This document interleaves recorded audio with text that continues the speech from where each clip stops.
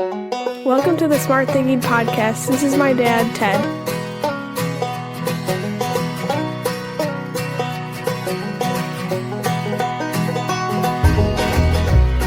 Welcome to the Smart Thinking Podcast. I'm your host, Ted Knightsky. Well, woohoo! This is my 350th episode. In every 50th episode, I spend time intentionally reminding us of all of the important things we need to do to remember that we are Buffalo leaders. So, let's do it. First, I just got to tell you, I never imagined that I'd do 350 episodes. As a matter of fact, I really didn't imagine any type of an outcome or have a goal in mind after that teacher in Elkhorn, Wisconsin suggested after I had done an opening in-service keynote that I start a podcast. Let alone having dozens of authors and hundreds of strategies developed and designed to help support all of us. And I used to think I'm going to run out of stories. But life has this cool way of presenting opportunities for those of us in leadership. Wait, I mean all of us. Remember that we are all leaders. And as a result, we need to be intentional about how we prepare for our impact and the actions we take so that we grow forward and we grow for others while always growing for ourselves. The issue is, how intentional are you about reflecting on your impact, actions, and your influence? Well, we're about to get a whole lot better. Before we get into this, let's remember a few things about ourselves. Number one, we are all leaders because a leader is anyone who has influence over another person, which makes everyone in the world a leader. And there are no levels of leadership. There is only leadership. And that is because we are also everyday followers. We step forward with our right foot into leadership, step forward with our left foot into followership. Followership is the simple ability for us to work with other people, follow the same mission, work together to ensure success, making sure that we are engaged in our work, we are accountable to ourselves, that we are demonstrating resilience, and that we collaborate. And that's what leaders do. We collaborate by stepping into the space provided to us by others, using our strengths to ensure everyone's success. We do that also by being empathetic, because great leaders are sitting there wondering every single day, how is it that they are the way they are? What could I do different to support them? What would I need if I were them? And what would it be like to be them? Finally, we practice reflection, and all of this makes us Buffalo leaders, men and women and people willing to run into the storms that we face. No matter what they are, no matter where they come from, and no matter how fast they arise, we prepare ourselves, we turn into it, we stare it down, and once it gets close, we go to it, because that's what Buffalo leaders do.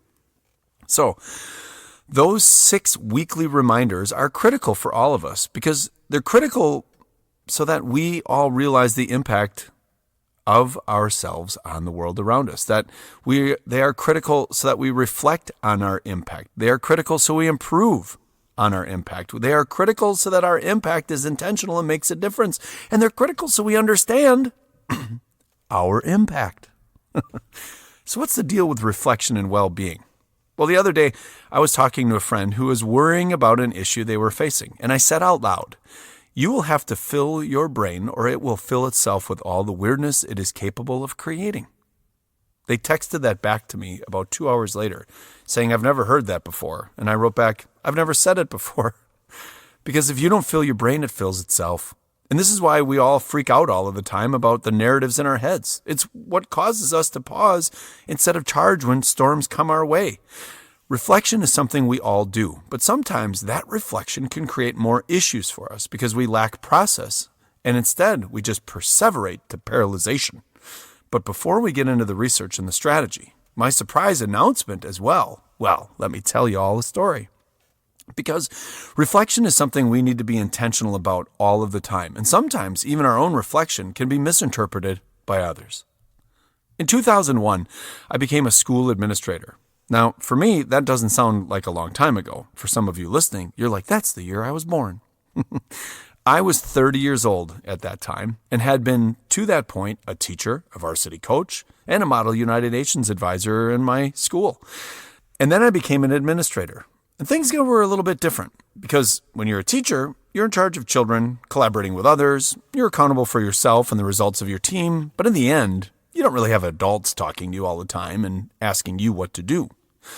Well, when you become a school administrator when you're younger, well, it's different because I had never been in charge of adults and children, and as I would quickly learn, the parents.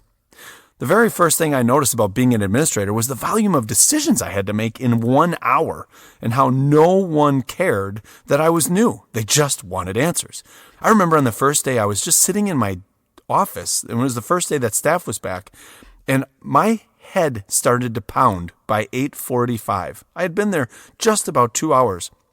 But I had been asked at least 1 million questions in those 2 hours by everyone. And I learned that no one could wait to hear an answer from me. And they were not patient at all when I would say, I have to find out. Oh, can you just tell me what you think we should do? They needed a response, and they needed it now. As I grew into my role, I had more and more responsibility thrust upon me as I demonstrated my skills. I was pretty happy about that, and this included all the significant discipline in our school. And I would end up in meetings in our downtown office. I worked for a very large school district, so a trip downtown always led to unforeseen opportunities. Anyway, after each of the expulsion hearings, pre-expulsion hearings, IEP reviews, or meetings to discuss how to deal with a parent or a staff member who was in, high advocacy mode, I would ask questions. And usually on my ride back from the district office, I would sit for the 15 minutes in my car to the building and think about all the things that just happened, reflecting upon those unique experiences. Because most of the time, especially as a new administrator, every day was a new day. All of us, every day, face a new day. There are things that happen to us each day that we never prepared for. But when you get put into a position of leadership where not only are you a leader, but people are dependent upon you to make decisions and execute on strategy, well, you can become hyper-conscientious, or you can ignore it. Too often, some people are one of the other. But you see, I have these two Clifton strengths, learner and activator. And when I stack those two together in my leadership, I find myself hyper-reflecting about everything that just happened. And then I jump to action to do something about it. In the old district, I would call this sage old administrator named Bill. And I would ask if I could stop in and see him after whatever we had just worked on. I'd go down to the downtown office and replay whatever it was that we had done together, and then I would ask if there's something I could do better or if there's anything I could do different. The first time I did it, I remember Bill leaning over the table and saying, I'm not quite sure what you're asking. And I said, well, we just had a really interesting conversation with parents and a child. We put them on a pre-expulsion agreement. We took away that kid's right to a free and appropriate education. And I'm wondering if my behavior as a leader was what it was supposed to be. Is that how those are supposed to go?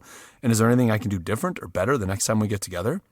I really enjoyed these mentoring sessions with Bill because they became more frequent. And I did it with everyone. My superintendent, the director of special education, the director of transportation, the police chief, the finance minister.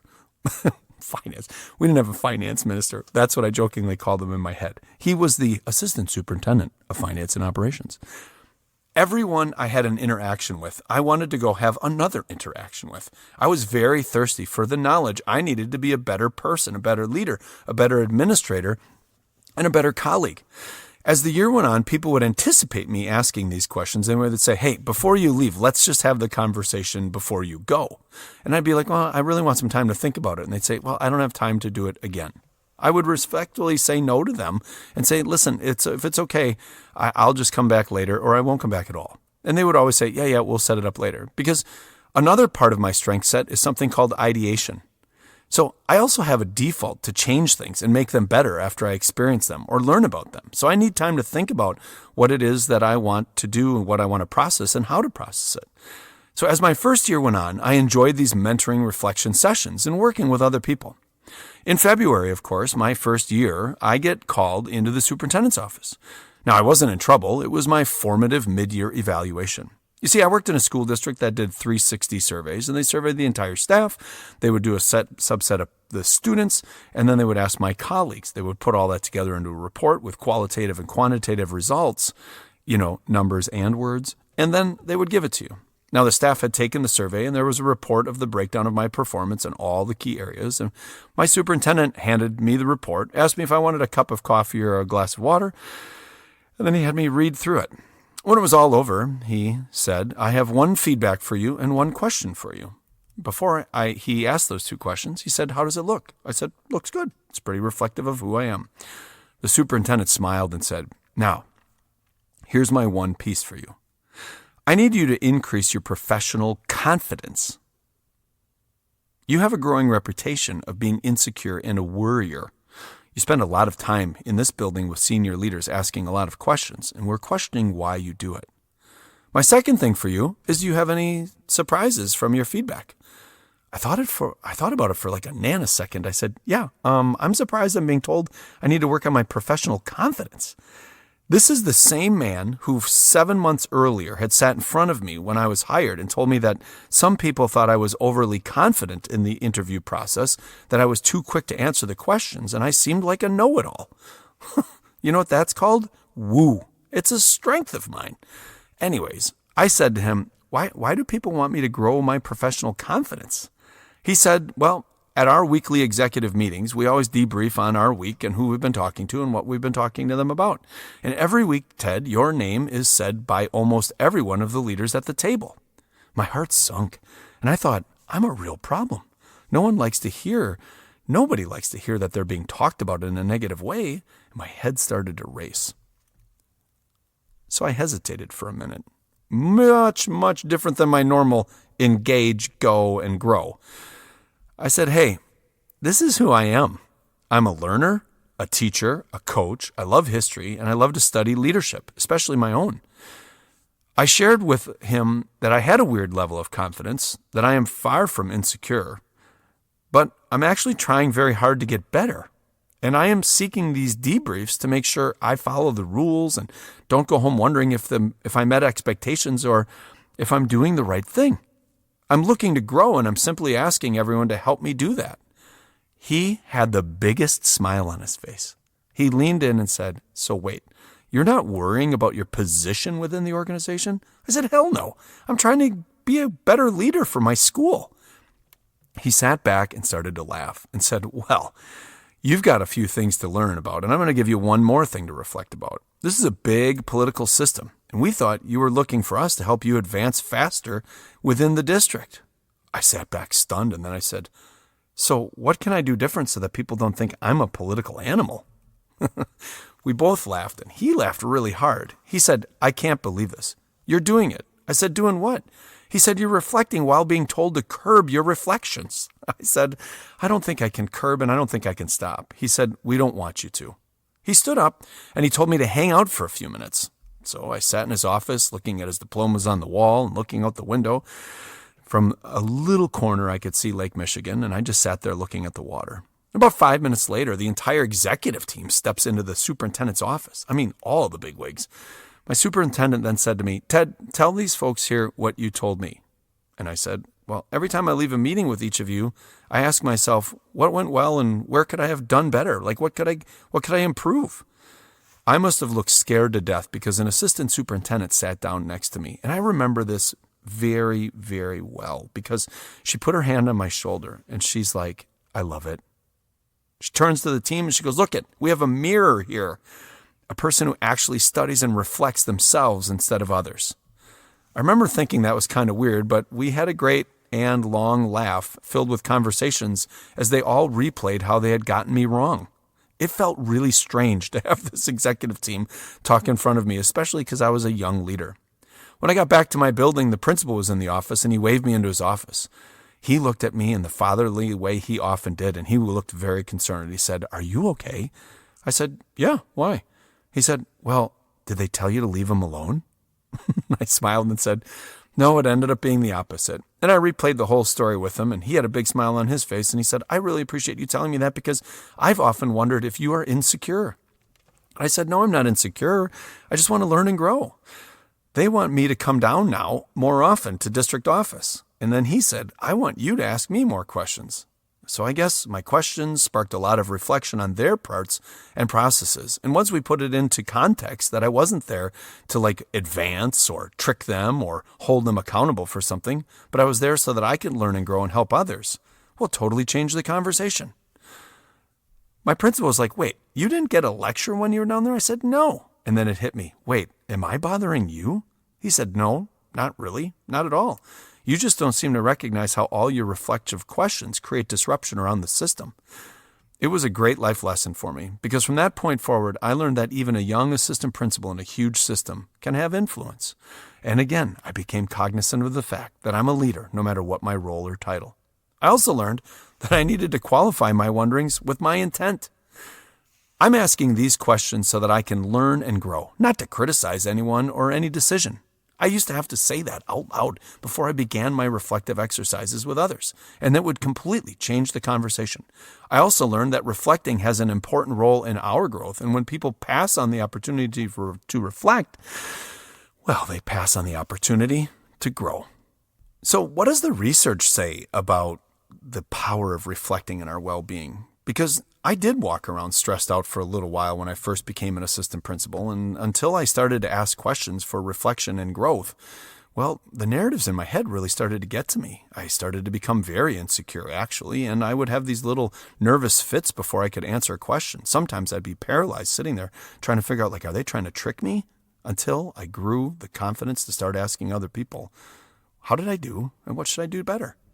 Well, how does reflecting help you? First of all, it enhances our emotional regulation. In Frontiers in Psychology, they found that structured self-reflection practices improved individuals' ability to regulate our emotions, leading ourselves to lower stress and greater psychological resilience. Now that's a key word, that resilience word, because resilience and perseverance, well, those are cousins in the world of words. And buffaloes are pretty perseverant human beings. It also is known that reflection helps our well-being because it supports our mental and physical health. There's a ton of research on this, but reflective journaling reduces symptoms of anxiety and depression, while also improving sleep quality and lowering blood pressure. You know why? Because the minute we put our thoughts to paper, the paper then becomes the secure place that our brain allows us to release from the wonders and worries and the cycles. Because our brain says, you wrote that down, we've got it cataloged, and we can go back to it later. Versus your brain continually just bringing it back up because you haven't found resolution to it. It also strengthens learning and growth. A really cool thing was shown in the research, which is that in our own reflection, employees who engage in daily reflection performed 23% better and reported higher levels of self-efficacy compared to those who did not. In other words, the ability to stand up for yourself. Reflections consolidates learning and builds confidence as well. It boosts meaning and purpose, and it builds resilience and reduces burnout. There's some really cool studies out there, friend. One of the great ones is from BMC Medical Education, which concluded that healthcare professionals who engaged in reflective practices reported lower burnout levels and higher resilience, highlighting its role in sustaining well-being under stress.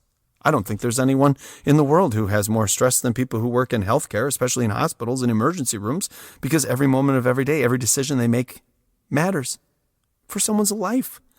So, what do we start to do? Well, we start to reflect. We start to get intentional. We start to get purposeful. And we start to do things. So, all right, as leaders, what are we going to do? First, we need to start with processes for ourselves. We need to be intentional about how we launch our day and how we end our day. This summer at the Smart Thinking Retreat, I created a tool for this. It's a set of pocket cards that have your morning reflection and your evening reflection on them. They're just the same. They're the exact same size as a business card. And the idea and intent would be that you'd lay them next to your bed or wherever you start your morning, and you just ask yourself one of the questions and you rotate through them. At the start of the day, you might ask yourself a question like, what will I do for others today? And then you'll think about it and you'll process it. 2 to 3 minutes is really all you need to just focus and frame your day and your intentional leadership. And then at the end of the day, before you fall asleep or as you move into relaxation, you go back to the card and you flip it over and you see the sunset there and it says, what did I do well for others today? And that's how you end your day, thinking about that, framing that.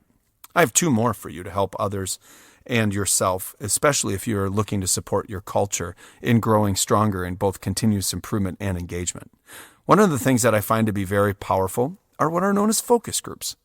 When I was in a different season of life, I would get brought in to launch research for others, and I would facilitate focus groups. You see, when I went to grad school, I had this professor who was like, Ted is really good at asking questions of others, and he's not afraid to ask those questions. A theme that's grown through my life. And I would get brought in by my graduate school professors to help other people with their focus groups because I really enjoyed it. So what I would do is I would always do the same thing. I would have a series of questions. I would be with the stakeholders, and then I would ask those questions and collect their responses and allow them to both speak their minds as well as riff off of each other to build what potentially could be other opportunities for improvement. So when I was there in that different season, stakeholders would be sitting in a circle, and I would be asking questions and seeing where the answers and others took themselves with the responses. They were very powerful learning experiences, and we all grew by coming to conclusions and solutions around big problems because, again, the wisdom of the crowd, but facilitated by somebody from the outside, really changed everything. So here's the strategy for you. I want you to create stakeholder-led focus groups. Did you hear that? Led by the stakeholders, not by the people doing the work. Now, granted, we could argue that a stakeholder is everyone, but in this case, anyone who has stake in our success. Okay? So what you do is you put together a variety of questions that need to be answered to support reflection by the organization, the grade level, the team, the department, whomever. And then you have a neutral stakeholder in the room with pre-written questions and have that person ask these reflective questions to the group. The one rule is that we have to launch with what went well and follow with what would we do differently the next time. This isn't a stitch and itch quilt club. It's a reflective process. Oh, that was a big moment for me. Okay, stitch and itch. So imagine a series of questions. I put together a few, and they could be like this. Describe what went well on the first day of school. Describe what we can do different next year to be better on the first day of school. Describe what is strong about our culture. Describe where we can shift to increase our engagement in our culture. Now, standard things that we want to know about is what we really want to go after. We want to talk about the things that are in our culture, that are in our systems, that are in our processes that need review. But this is the Smart Thinking Podcast, so we just don't have somebody sit there. There has to be some twist here, right? Well, of course. The people answering the questions are the people who work there. But the people asking the questions, well, that person or people, they are critical. And in the case of the school, there needs to be a level of positively public accountability put in place to ensure we do this. So here's what I'm going to ask you to do. Principals, I'm going to ask you to set up a staff meeting, write out the questions that you want feedback on and you want people to reflect upon, their impact, the opportunities for improvement, the processes that we deploy, things coming up. And then I want you to have the students show up and have the students facilitate the questions with the teachers in the room, breaking them into small groups, having one student with one set of note cards and then another adult being asked to be the scribe, and then the student asks the questions. Talk about ultimate stakeholder accountability. What could we do different here as we approach testing? And then having a child sitting right there. And when I say child, I mean a 4th grader through a 12th grader. Kids who can read and understand things. Because the conversation will be very different because it will be focused upon who's asking the questions. You see, one of the things I learned when I was doing those focus groups is a lot of people tailored their answers to what they thought I wanted to hear versus what they needed to say. And then eventually they would do both.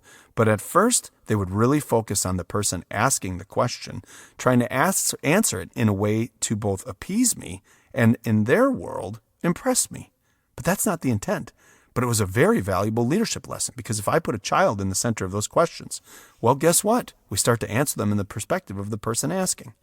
If we are trying to get to the heart of our cultural issues in schools, offices, hospitals, car dealerships, wherever you work, include the stakeholders in the reflective process. Can you imagine how different the responses will be, how genuine the answers, how impactful the dialogue, how remarkably different you would be if the people you served were the people facilitating? Oh, I can tell you. It makes a huge difference because I've done it. Instead of talking about or reflecting about them, they're right there, listening, learning, and growing with and for you, challenging your narratives, reinforcing your efforts, and questioning intent in a positive way. And that makes us all better. I've done this, and it's awesome. If you're an administrator or you're part of an administrative group, ask the teachers to come in and give them the questions in advance and have them ask the administrators the questions. If you have parents, have the parents come in and ask the questions for the group of teachers and administrators. Questions like, what's the most impactful thing parents can do to support the school? And then have the teachers and people answer them in front of the parents. Patients in hospitals, asking doctors, What do patients need when they are experiencing trauma, especially if we've just recently gone through that? This isn't just an exercise in reflection. It's an exercise in building a really important muscle for those of us who serve others, and that's empathy, because they'll tell us the answer. Everyone behaves and reflects differently. So, why is that happening? Well, we do that because when a group of experts gets together without the stakeholder, they fill their brain and their conversations are about others without them present. Yeah, we talk about them in the context of them and they and we. Our thoughts don't get validated, and we create issues when we do that. Does this sound familiar? Yeah, that's what we do. We put ourselves in offices and conference rooms without windows or fresh air, and we try to solve problems without bringing in the people who are the problem or are creating the problem, or we are their problem and we don't know how to fix it. When we do that, it isolates everything in our minds, and we don't intentionally frame our reflections. We look for blame. So why doesn't anyone care about me as much as they used to? Is much different than what did I do well for others, and how can I support their ownership in the process? Okay, big kid moment here for all of us. Reflection is critical, and it is most powerful in the context of validating what you're thinking about. But the best reflection comes from being prompted by a process or a person, which is my second part of this. I'm going to try something here to help you. I'm taking the message to a new platform. Now, I'm sticking around on the Smart Thinking podcast because I love doing this every Saturday or Sunday afternoon in my closet. But I'm going to listen to a nudge I got.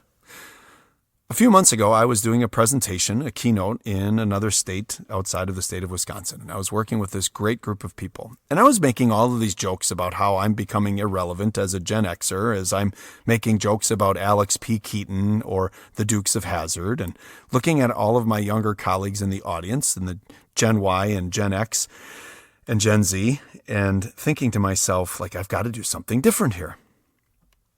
And then one of them came up to me at the end and said, you know what? You should go on TikTok. I was like, what?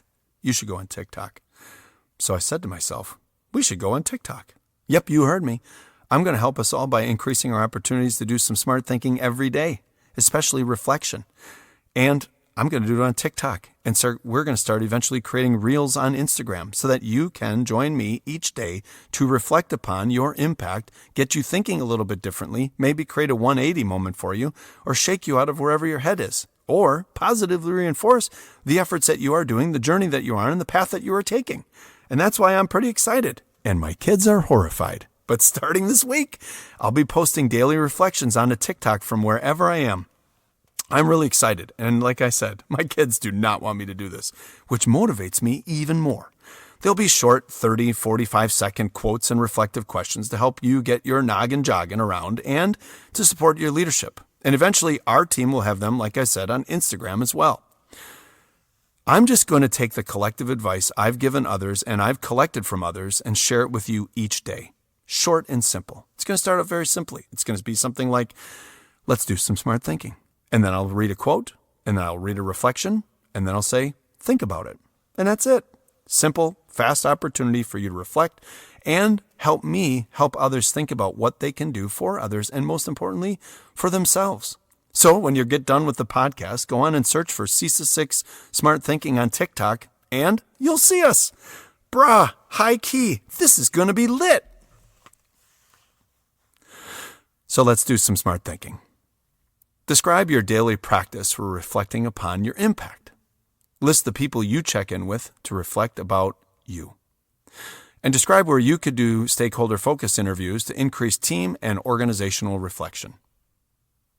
That's it. That's the Smart Thinking Podcast. Hey, as always, thank you so much for listening. 350 episodes. What the hey, Ray? This is unbelievable. Thank you for helping promote the podcast. Thank you for providing me feedback. And most importantly, thank you for helping me help others lead every single day. I appreciate when I get to see all of you when you come up to me or when I introduce you to the podcast as I've been zipping around the country. In the last 5 weeks, I have been in 21 different gymnasiums, auditoriums, and theaters, and I could not have asked for a more rewarding opportunity to get the message out there to help us all become Buffalo leaders and charge into the storms that we face. I also really appreciate you supporting me. Each weekend when I sit down, I never think of the podcast as a burden. I just think of it as an opportunity to learn myself, and then while doing so, apply my strengths to help you be the best version of yourself. Oh yeah, and the well pennies. Make sure to follow the well pennies on your music platform. They are so generous in helping me over the course of all of these years and 350 episodes by allowing me to listen to their music with you at the end of each of my podcasts. And I received a great note the other day explaining to me how much someone has fallen in love with the well pennies. And they asked me, Ted, why do you have World Shaker as your opening song? And the answer is, I fell in love with one lyric. Won't you take my hand and shake the world with me? I love that. I think it's very reflective of what buffaloes would do. Work together, work hard, and keep moving. So also follow me on TikTok and help me shake the world a little bit more with our daily reflective practices. As we close out here, I want to do some reflecting and some empathy building. And I just want to remind you of what it means to be a buffalo leader.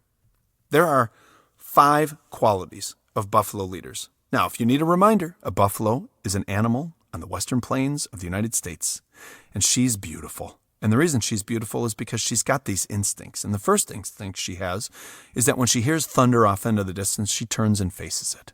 Continues to go about her day, but she recognizes and realizes there is a problem coming. She's not shoulder to shoulder with the rest of the herd, and the herd is spread out and everybody's minding their business. But the herd eventually all starts to face the problem that they have coming in their direction. They then prepare themselves optimistically because they know that there's no storm that they cannot get through if they go through it with energy. The next thing that buffalo does is the minute it sees that lightning and hears that crack as it goes into the earth and energizes them as it begins to move towards it. And then finally, when it sees the sheet of rain, it begins a gallop, and the rest of the herd sees one buffalo go, and they all go, trusting that the collaborative team can do this together, and that when the storm is over, they'll be sitting in the beautiful starry night or sunshine together. They do this because they have a few key behaviors. The first one is that they are perseverant. They never quit on themselves.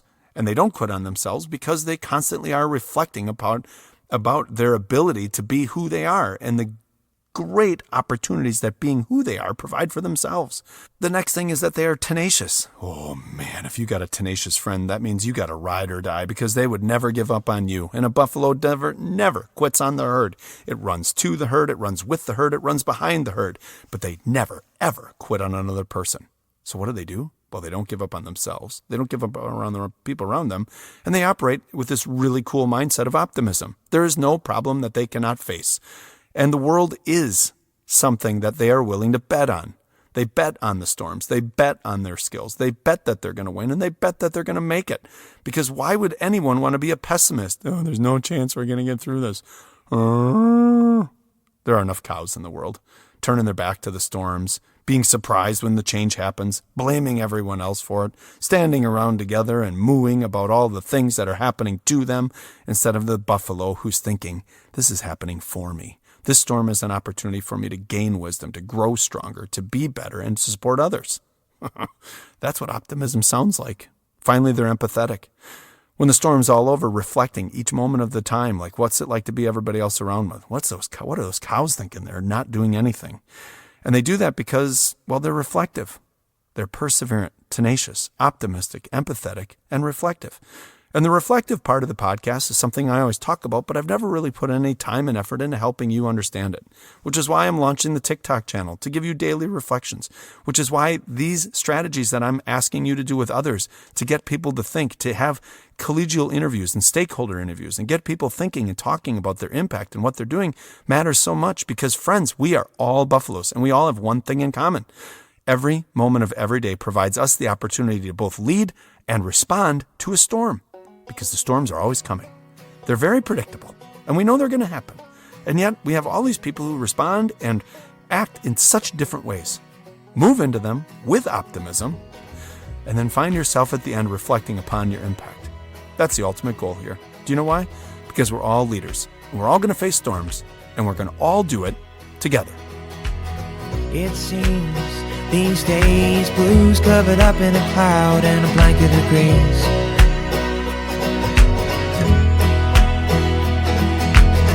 I know it's fine, but I feel a lot better with you in a ball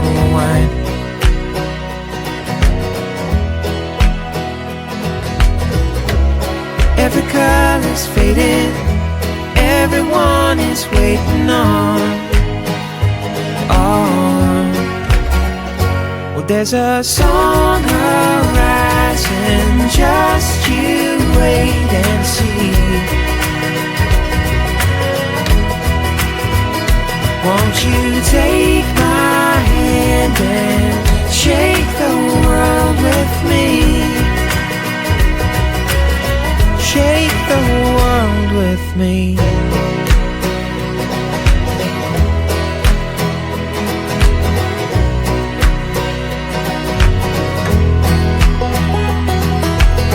This heart in me feels like a feather but hurts like the sting of a bee.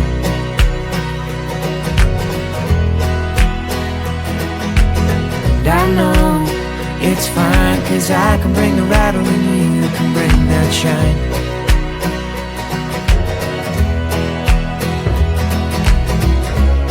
Every color's fading, everyone is waiting on. Well, there's a song arising, just you wait and see. Won't you take my hand and shake the world with me? Shake the world with me.